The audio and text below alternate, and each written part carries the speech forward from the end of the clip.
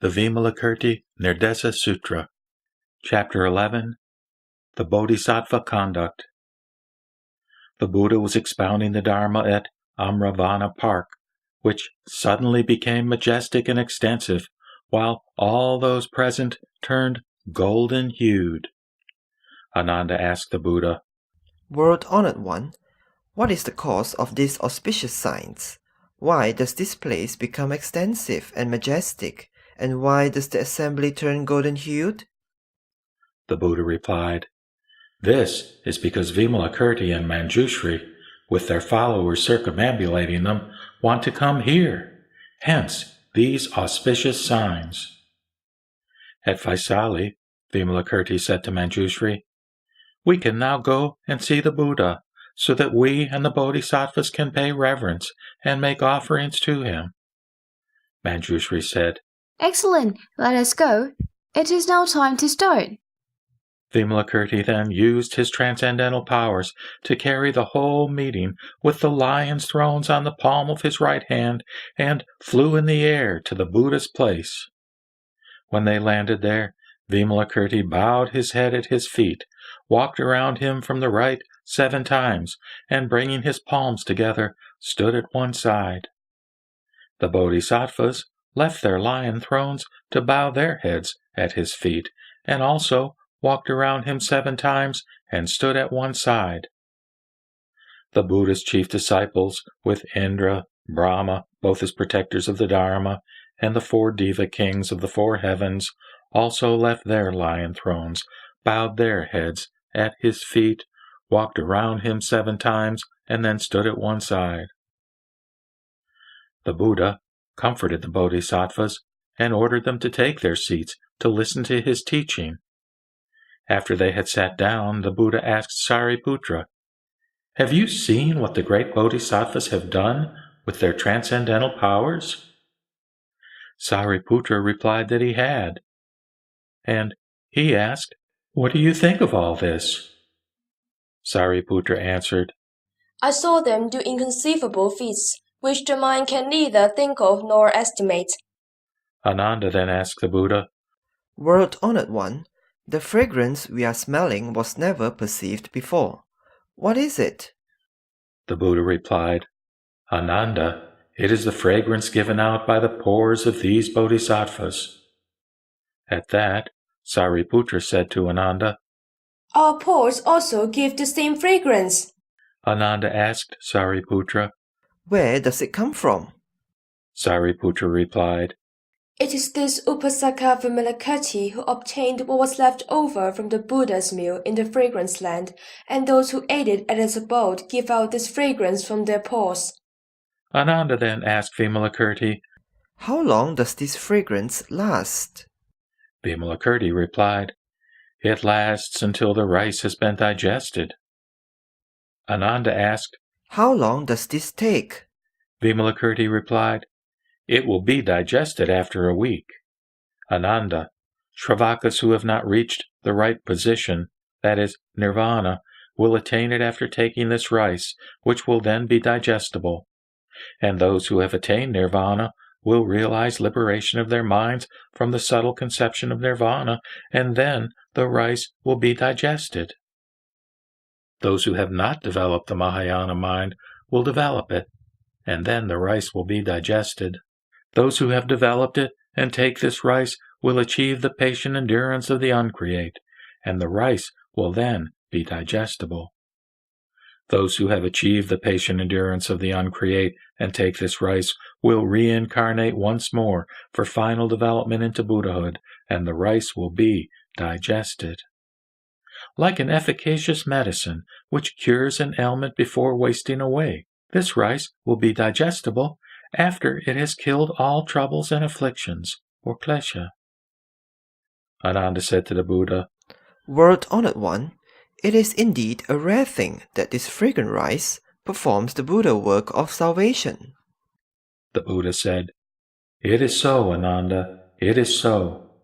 There are Buddha lands where the Buddha light performs the work of salvation, where the Bodhisattvas perform it, where illusory men created by the Buddha do it, where the Bo trees do it, where the Buddha's robe and bedding do it, where the rice taken by the Buddha does it, where parks and temples do it, where the Buddha's 32 physical marks and their 80 notable characteristics do it, where the Buddha's body or Rupakaya does it, and where empty space does it, and living beings practice discipline with success because of these causes. Also used for the same purpose are dream, illusion, shadow, echo, the image in a mirror, the moon reflected in water, the flame of a fire, sound, voice, word, speech and writing, the pure and clean Buddha land, silence with neither word nor speech, neither pointing, discerning, action, nor activity. Thus, Ananda, whatever the Buddhas do, by either revealing or concealing their awe-inspiring majesty, is the work of salvation. Ananda, because of the 4 basic delusions in reference to the ego, divided into 84,000 defilements, which cause living beings to endure troubles and tribulations, the Buddhas avail themselves of these trials to perform their works of salvation. This is called entering the Buddha's Dharma door to enlightenment, or Dharma Paryaya.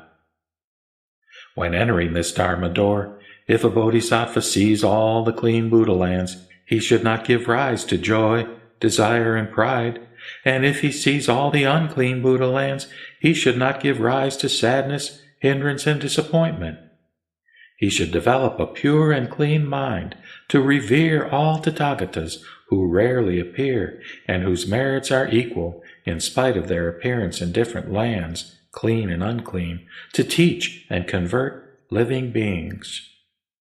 Ananda, you can see different Buddha lands, that is, clean and unclean, but you see no difference in space, which is the same everywhere.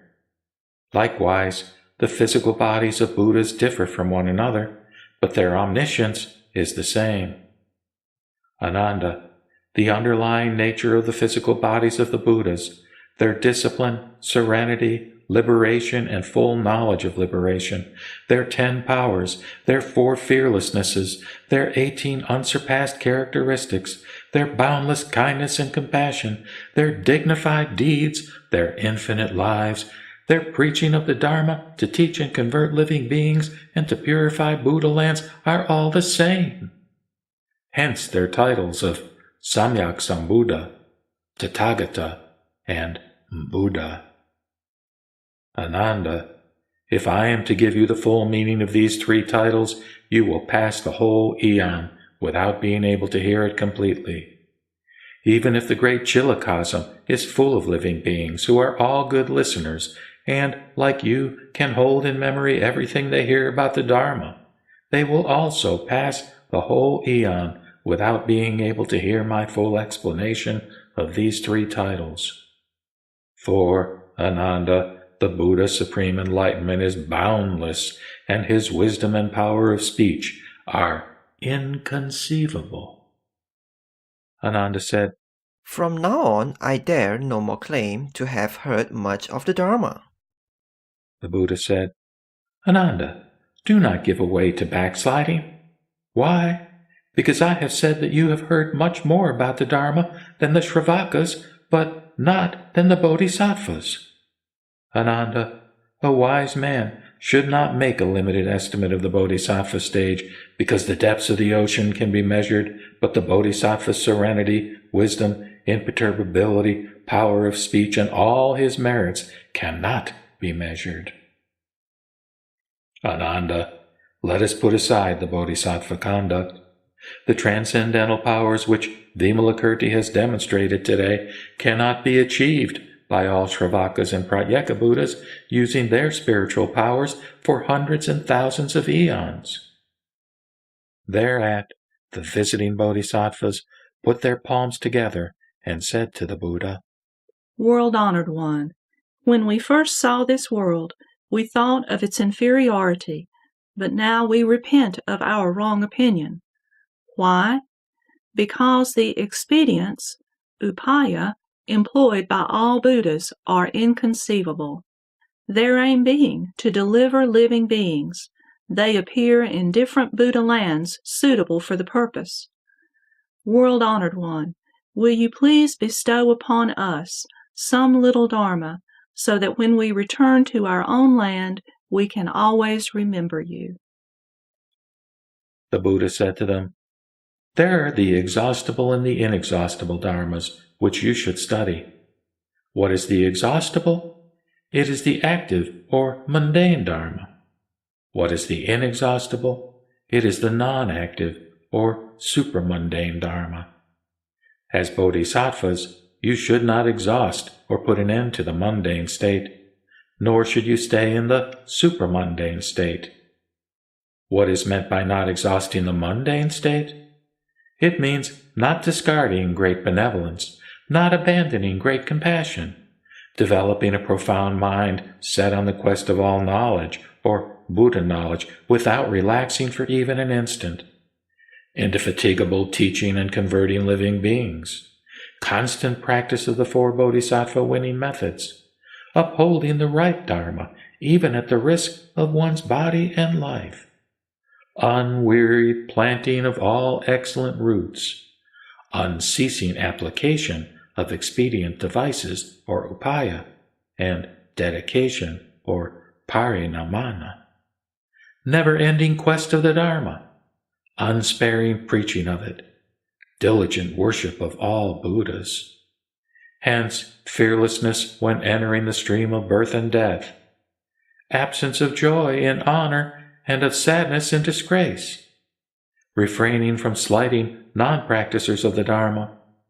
respecting practicers of Dharma as if they were Buddhas, helping those suffering from klesha to develop the right thought, keeping away from desire and pleasure with no idea of prizing such a high conduct, no preference for one's happiness, but joy at that of others, regarding one's experience in the state of samadhi as similar to that in a hell, considering one's stay in samsara, that is, state of birth and death, as similar to a stroll in a park, giving rise to the thought of being a good teacher of the Dharma when meeting those seeking it, giving away all possessions to realize all knowledge, giving rise to the thought of salvation when seeing those breaking the precepts, thinking of the 6 perfections or paramitas as dear as one's parents,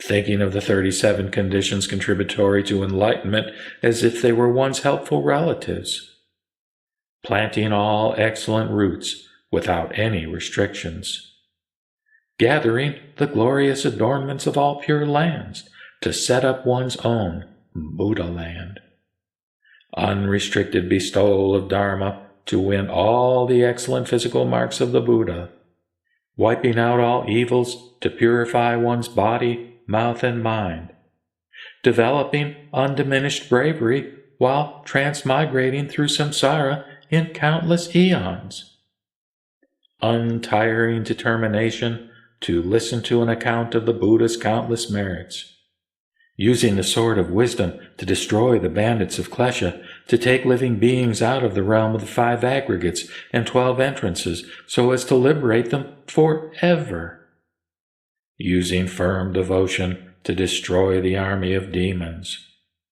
unceasing search for the thought-free wisdom of reality, content with few desires while not running away from the world in order to continue the bodhisattva work of salvation, not infringing the rules of respect-inspiring deportment while entering the world to deliver living beings, use of the transcendental power derived from wisdom to guide and lead all living beings, controlling the thinking process in order never to forget the Dharma, being aware of the roots of all living beings in order to cut off their doubts and suspicions about their underlying nature, use of the power of speech to preach the Dharma without impediment, perfecting the 10 good deeds to win the blessings of men and devas in order to be reborn among them to spread the Dharma,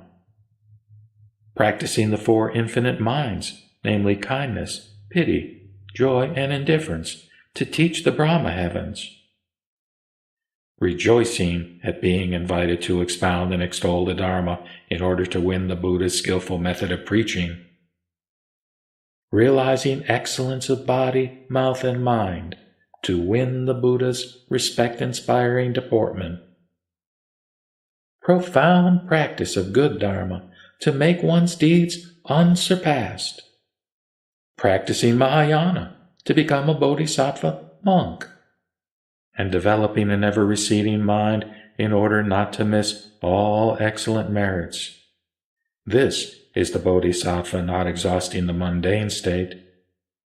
What is the Bodhisattva not staying in the supramundane state or nirvana? It means studying and practicing the immaterial but without abiding in voidness. Studying and practicing formlessness and inaction but without abiding in them. Studying and practicing that which is beyond causes, but without remaining in it. Looking into impermanence without discarding the roots of good causation. Looking into suffering in the world without hating birth and death, that is, samsara. Looking into the absence of the ego while continuing to teach all living beings indefatigably. Looking into nirvana with no intention of dwelling in it permanently. Looking into the relinquishment of nirvana while one's body and mind are set on the practice of all good deeds. Looking into the non-existing destinations of all things while the mind is set on practicing excellent actions as true destinations. Looking into the unborn, that is, the uncreate, while abiding in the illusion of life to shoulder responsibility to save others. Looking into passionlessness without cutting off the passion stream in order to stay in the world to liberate others. Looking into the state of non-action while carrying out the Dharma to teach and convert living beings. Looking into nothingness without forgetting about great compassion. Looking into the right position, that is, nirvana, without following the Hinayana habit of staying in it. Looking into the unreality of all phenomena, which are neither firm nor have an independent nature, and are egoless and formless. But since one's own fundamental vows are not entirely fulfilled, one should not regard merits, serenity, and wisdom as unreal, and so cease practicing them. This is the Bodhisattva not staying in the non-active state. Further, to win merits, a Bodhisattva does not stay in the supramundane, and to realize wisdom, he does not exhaust the mundane. Because of his great kindness and compassion, he does not remain in the supramundane, and in order to fulfill all his vows, he does not exhaust the mundane. To gather the Dharma medicines, he does not stay in the supramundane, and to administer remedies, he does not exhaust the mundane. Since he knows the illnesses of all living beings, he does not stay in the supramundane, and since he wants to cure their illnesses, he does not exhaust the mundane. Virtuous ones, a Bodhisattva practicing this Dharma neither exhausts the mundane nor stays in the supramundane. This is called the exhaustible and inexhaustible Dharma doors to liberation, which you should study. After hearing the Buddha expounding the Dharma, the visiting bodhisattvas were filled with joy and rained heavenly flowers of various colors and fragrances in the great chilakasam as offerings to the Buddha and his sermon. After this, they bowed their heads at the Buddha's feet and praised his teaching, which they had not heard before, saying, "How wonderful is Sakyamuni Buddha's skillful use of expedient methods or upaya." After saying this, they disappeared to return to their own land.